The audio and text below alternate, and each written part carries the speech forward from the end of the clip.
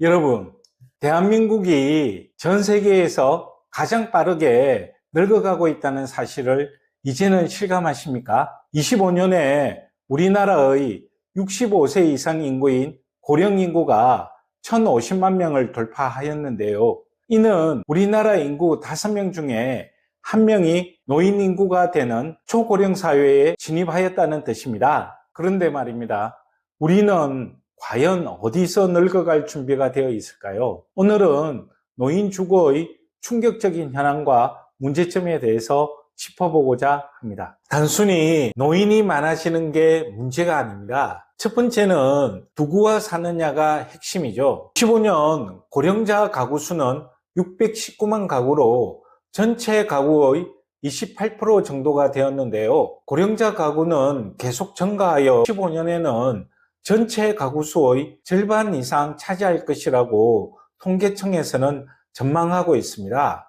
특히 계속 늘어나는 고령자 1인 가구가 살던 집은 돌봄이 없는 창살 없는 감옥이 될 것이라는 우려가 큽니다. 두 번째는 부양체계의 붕괴입니다. 첫 번째 문제의 주요 원인이 되겠는데요. 핵가족화와 도시화의 문제로 인해서 자녀가 부모를 모시는 비율은 급격하게 줄었습니다. 이제 효도는 마음이 아니라 시스템의 영역이 된 것입니다. 우리나라는 고령사회에서 초고령사회로 진입하는데 불과 7년밖에 걸리지를 않았는데요. 이는 일본의 10년, 미국의 15년, 영국의 50년 등 다른 선진국 등과 비교해서도 우리나라는 너무나 빠른 속도로 고령화가 진행이 되었습니다. 화면에 보시는 바와 같이 주요 국가들의 고령화 속도와 비교해서 우리나라가 얼마나 심각한 수준인지 아실 수가 있습니다. 세 번째는 건강의 급격한 악화에 있습니다. 통계에 따르면 75세가 넘어가면 신체적, 인지적 기능이 급격하게 악화된다고 합니다. 장기 요양 등급 인정자 비율만 보더라도 69세까지는 1.8%에 불과하지만 70대는 6.6%, 80대 이상은 31.9%로 갈수록 급격하게 증가하는 추세입니다. 네 번째는 고령자의 치매 환자 수가 급증한다는 것입니다. 향후 2040년에는 치매 환자 수가 현재보다 2배 증가한다고 예상하고 있는데요. 하지만 여기서 이들을 수용할 노인 주거 인프라가 턱없이 부족한 실정입니다. 다음은 노인 전용 주거가 필요한 이유가 되겠습니다. 첫 번째, 노인의 안전사고는 살던 집에서 일어난다는 사실을 알고 계십니까? 그 이유는 일반 주택은 문턱이 높고 바닥이 미끄러워서 고령자에게는 위험한 공간이 될 수 있기 때문입니다. 두 번째, 대다수의 어르신은 살던 집에서 계속 살고 싶다라고 말합니다. 하지만 몸이 아프거나 건강이 악화될 경우에는 살던 집은 오히려 감옥이 될 수 있습니다. 돌봄과 주거가 결합된 새로운 주거 모델이 절실하게 필요한 이유가 되겠습니다. 세 번째, 현재의 노인 주거는 저소득층의 공공임대와 고소득층의 고급 실버타운으로 양극화가 되어 있습니다. 평범한 중산층을 위한 노인 주거 공간이 없는 게 현실입니다. 자녀에게 짐이 되기 싫고 그렇다고 요양원에는 가기 싫은 우리 부모님들, 그리고 우리들의 미래, 우리나라의 실버타운의 현황은 어떨까요? 이번 시간은 수도권을 중심으로 실제 우리나라 노인 인구들이 이용할 수 있는 노인 주거 시설이 얼마나 되는지, 어떤 지역에서 개발이 되었는지 그 현장을 확인해 보겠습니다. 노인 주거 시설은 근거법이 되는 노인복지법에서 양로시설, 노인공동생활가정, 노인복지주택으로 구분을 하고 있는데요. 우리가 흔히 말하는 실버타운은 노인복지주택과 유료 양로시설을 의미를 하고 있습니다. 건축법 상으로는 노유자 시설에 해당이 됩니다. 오늘은 노인복지주택을 중심으로 이야기하려고 하는데요. 노인복지주택은 전국에 40개소가 조금 넘습니다. 이 중에서 34개소가 수도권에 집중되어 있는데요. 수요가 있는 곳에 공급이 쏠리는 입지 편중성을 보여준다라고 할 수 있겠습니다. 지역별 특성을 보면 서울시는 중소규모 부지에 개발이 많았으며 강북 도심 지역과 강서 지역, 강남 지역에 많이 분포를 하고 있는데요. 14개소에 2,856세대가 공급이 되어졌습니다. 인천시는 청라국제도시 내부와 인접한 외부에 집중 조성이 되어졌는데요. 3개소에 453세대가 공급이 되어졌습니다. 청라국제도시에는 현재 아산청라병원타운이 조성 중에 있는데 여기에는 1,000세대 이상의 실버타운이 계획이 되어 있어서 실버타운 중심지로 부각할 것이라고 예상이 되어집니다. 다음은 경기도인데요. 경기도 남부권의 주요 도시인 수원, 용인, 성남시 등에 다수 조성이 되어 있습니다. 17개소에 5,051세대가 공급이 되어졌는데요. 31개 시군 중에 9개 시군에만 조성이 되어 있어서 고령자 인구 추이를 고려할 때 나머지 22개 시군에도 지속적인 개발 수요가 있을 것이라고 예상되어집니다. 지금부터는 보건복지부에서 최근에 발표한 노인복지시설 현황 데이터를 기반으로 해서 다각도로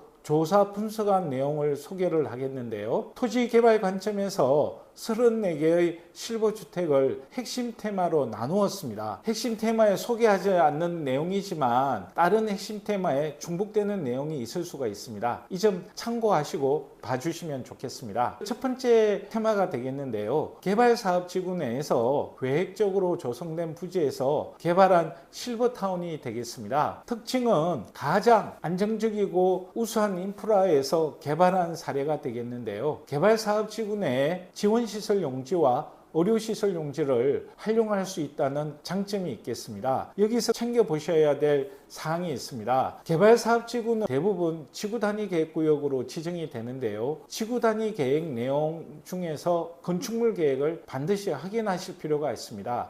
특히 허용용도, 건폐율, 용적률의 상한선은 반드시 체크가 필요하다고 강조를 하겠습니다. 향후에 개발사업지구에는 획일적인 아파트 중심의 공급보다는 고령인구 급증에 따라서 노인 주거시설의 필요성이 많이 대두될 것이고 이에 대한 개발도 많아질 것이라고 예상되어집니다. 대표 사례는 의왕 프루지오 숲속의 아침 인데요. 제가 좀 발음이 안 좋습니다. 양해해 주십시오. 의왕 백운밸리 도시개발구역에서 준주거 지역 내 오피스텔과 실버타운이 공존하는 수도권의 첫 세대 공존형 모델이라고 할 수 있겠습니다. 공실 리스크를 줄이고 고령인구 증가의 유연하게 탄력적으로 대응할 수 있는 실버타운의 차세대 개발 전략이라고 보여집니다. 다음 테마는 도시계획 시설로 용도 지역의 리스크를 해소한 사례인데요.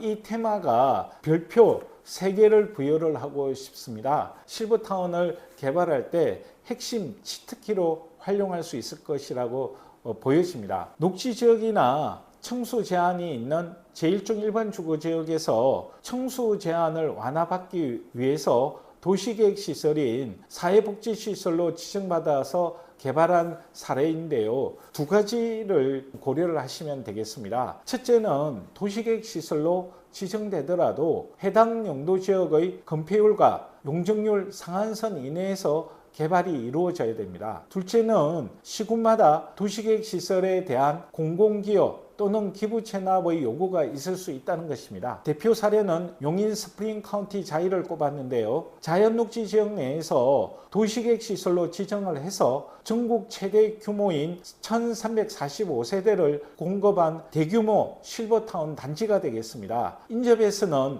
용인 세브란스 병원이 입지를 하고 있습니다. 다음 테마는 면적은 불과 1,000평도 되지 않는 소규모 부지에 고효율로 개발된 사례들인데요. 속 접근성이 좋은 도시지역 내 소규모 필지로 조성이 가능할 것이라고 보여집니다. 도심지 또는 개발사업지구 내 1,000평 이하의 토지 활용에 대해서 고민을 하시는 분들이 계시면 이 내용을 잘 챙겨보시면 좋겠습니다. 대표 사례는 블레스 힐링타운인데요. 오산 세교 지구에서 제1종 일반 주거지역 내 453평 부지에서 개발되었습니다. 최소 세대수인 30세대가 되겠는데요. 직접 현장을 촬영을 했는데 걸린 공원이 있어서 주거 환경이 아주 쾌적한 것으로 확인이 되어졌습니다. 다음 테마는 기존 주거지와 도심지에 조성한 1000평에서 2000평 사이의 사례인데요. 일정 규모 이상의 토지 활용을 고민하신 분들한테 관심을 가질 만한 사례들이라고 생각이 되어집니다. 이 점 참고해서 보시면 좋겠습니다. 대표 사례는 KB 골든 라이프 케어 평천 카운티인데요. 명칭이 되게 길죠. KB는 여러분들도 아시는 KB금융그룹입니다. 금융권 자본이 국내 처음으로 개발한 사례로서 금융권에서 새로운 투자처로 관심을 보이고 있다는 뉴스가 확인이 되고 있기 때문에 이러한 점을 참고하시면 좋겠습니다. 다음 테마는 병원이 운영하는 실버타운이라는 개념으로 국내 처음으로 도입한 사례인데요. 실버타운으로는 국내 최대 브랜드인 서울 시니어스 타워는 수도권의 5개소를 포함을 해서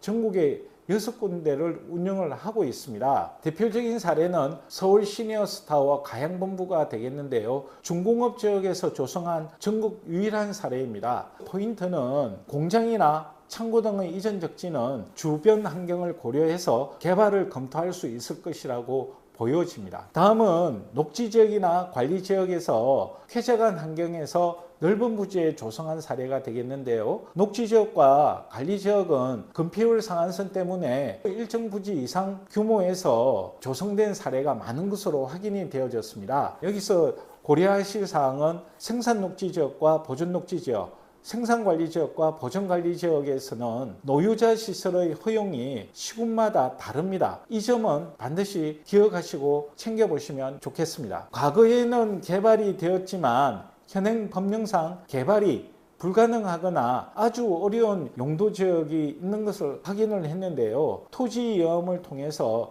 건축물 허용 용도의 가능 여부를 확인을 하셔야 됩니다. 정확하게 확인을 하시려면 지자체 담당 부서에 확인을 하셔서 리스크를 줄일 필요가 있겠습니다. 그 핵심 포인트를 정리를 해봤는데요. 첫 번째는 서울시는 2000평 이하의 중소규모로 많이 개발되어졌고 인천시와 경기도는 크고 쾌적한 단지형으로 조성된 사례가 많은 것을 확인을 했습니다. 원도심의 빈집 등이 많이 증가할 경우에 대도시를 중심으로 해서 많이 조성될 것이라고 예상이 되어집니다. 두 번째 포인트는 도시계획시설인 사회복지시설을 활용을 해서 용도지역의 리스크를 해소할 수 있는 전략을 적절하게 구사할 필요가 있다는 겁니다. 세 번째는 주변에 일정 규모 이상의 병원이 있다라고 하면 실효적인 협력 관계를 구축을 해서 개발 전략과 마케팅 요소로서 활용할 수가 있다고 보여집니다. 끝으로 2년 전에 지방을 중심으로 인구 감소 지역 89군데를 지정을 하였는데요.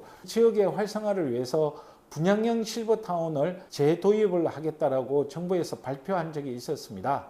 정부의 규제 완화 기조와 맞물려서 인구 감소 지역에서 토지 개발의 소재로 주목해 보시면 좋겠습니다. 다만 노인복지법은 아직 개정 전입니다. 단순히 몇 배 오르는 수준이 아닙니다. 오늘 공개할 그 실버타운 사례 중에 무려 땅값이 130배 뚱한 곳도 있습니다. 과연 어디일까요? 영상 끝까지 보시면 그 비밀이 풀립니다. 우리의 안식처에 관심이 많은 여러분, 고령자 인구 1000만 시대입니다. 이제 실버타운은 단순한 복지시설을 넘어 하나의 토지개발 사업으로 주목받고 있죠. 그런데 궁금하지 않으신가요? 진짜 실버타운을 개발하면 돈이 될까? 오늘 그 정답을 공개합니다.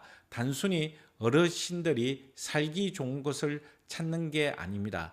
개발자의 시선에서 입지 특성부터 어디에서 개발이 되는지 무엇보다 중요한 땅값 상승률까지 실제 사례 12군데를 낱낱이 분석해 드립니다. 실버타운의 입지에 따른 개발 전략은 크게 두 갈래로 나뉘는데요. 첫 번째는 접근성이 뛰어난 주거지역과 상업지역 중심의 도심형이고, 두 번째는 땅값 경쟁력이 있는 녹지지역과 관리지역 중심의 외곽 근교형입니다. 두 개 유형의 입지적 특성에 대하여 사례 중심으로 살펴보면 도심형 실버타운은 상당수가 역세권과 숲세권, 지구 단위 계획구역에 입지하여 생활 편의성에 포커스를 두고 개발하고 있습니다. 용도 지역은 주거 지역과 상업 지역에서 주로 개발하고 있고요. 부지 규모는 1000평 이하이고 평균 부지 면적은 약 600평, 평균 공급 세대수는 75세대입니다. 반면에 외곽 근교형 실버타운은 대부분 요양병원이 같이 조성되어 있으면서 넓은 면적에서 쾌적한 환경을 확보하고 있습니다.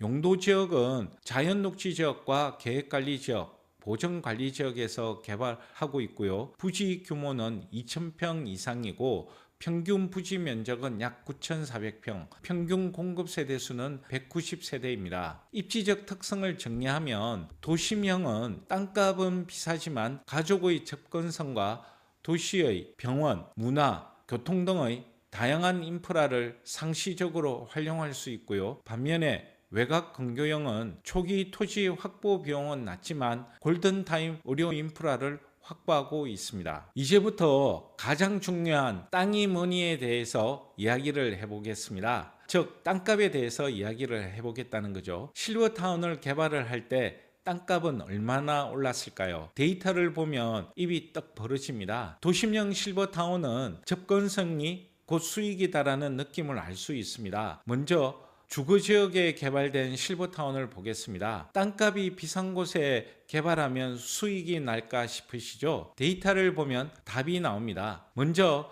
서울시 강동구에 소재한 후성누리홈은 2002년 건축 허가 이후 공시지가가 무려 467% 올랐고 연평균 7.8%의 상승률을 보이고 있습니다. 다음 서울 시니어스타워 강남본부는 2013년 건축 허가 이후에 공시지가가 175% 올랐고 연평균 8.8%의 상승률을 보이고 있습니다. 여기서 핵심 포인트는 도심형 실버타운은 이미 다양한 인프라가 구축되어 있기 때문에 개발이 완료되면 주변 땅값 상승분을 뛰어넘는 확실한 자산가치 상승을 보여주고 있다는 것입니다. 두 번째는 도심을 벗어난 녹지지역이나 관리지역입니다. 소위 말하는 외곽 근교형이죠. 여기는 땅값이 살 때 개발을 해서 개발 후 가치가 얼마나 뛰었는지가 관전 포인트입니다. 여기서 정말 충격적인 데이터가 나왔는데요. 남양주 수동에 있는 에버그린 센터는 계획관리 지역에 개발되었는데요. 건축허가 시점 대비로 2025년까지 무려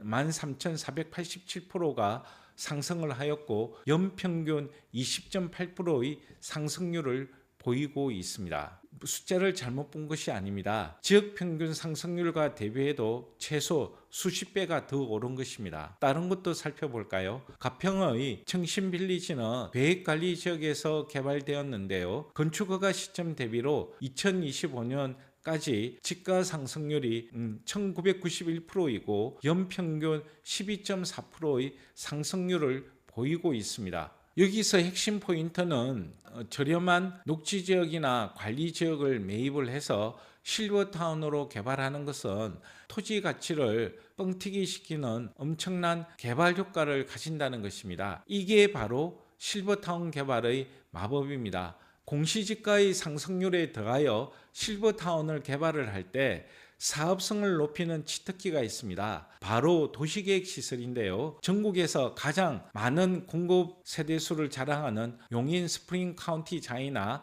인천 마리스텔라가 대표적인 성공 사례라고 할 수 있겠는데요. 도시계획 시설의 의미는 쉽게 말해서 해당 용도 지역의 청수 제한 등을 완화할 수 있도록 국가가 인정해 준 땅이라는 뜻인데요. 원래는 4층밖에 개발하지 못하는 땅인데 실버타운이라는 공공성을 인정받아 아파트처럼 높게 개발할 수 있게 규제가 풀린다는 것이죠.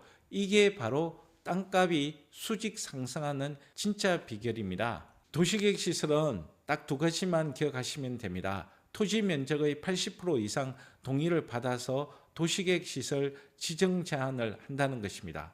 두 번째는 도시계획 시설 사업 시행자로 지정이 되면 토지 수용이 가능합니다. 땅값이 많이 오른다고 아무데나 개발할 수 있을까요? 절대 아닙니다.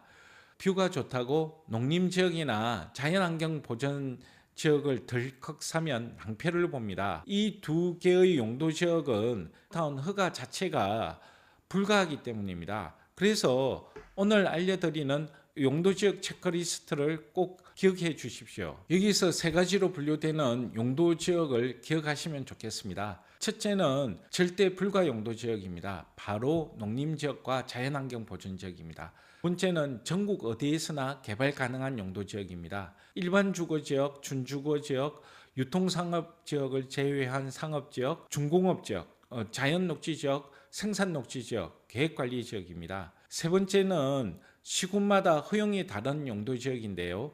전용주거지역, 유통상업지역, 전용공업지역, 일반공업지역, 생산관리지역, 보전관리지역입니다. 결론입니다. 실버타운은 단순한 부동산 분양 사업이 아닙니다. 토지 용도를 극대화하고 고령사회에 필요한 미래 주거 인프라를 채워넣는 가치 창조 사업입니다. 데이터가 증명하듯이 잘 고른 입지는 지역 평균의 땅값보다 수십 배 수익을 가져다 줄 수 있습니다. 단순히 집을 짓는 게 아니라 의료시설과 함께 숲세권, 입지를 확보하여 희소성을 만드는 것, 그것이 지역 평균보다 수십 배 높은 땅값 상승을 만드는 비결입니다. 용도 지역을 비롯해서 다양한 입지적인 특성과 주변의 인프라를 적극적으로 활용할 필요가 있는데요. 이 부분에 대해서는 다음 시간에 구체적으로 소개하도록 하겠습니다. 오늘 영상은 여기까지고요. 영상이 도움이 되셨다면 구독과 좋아요 부탁드립니다.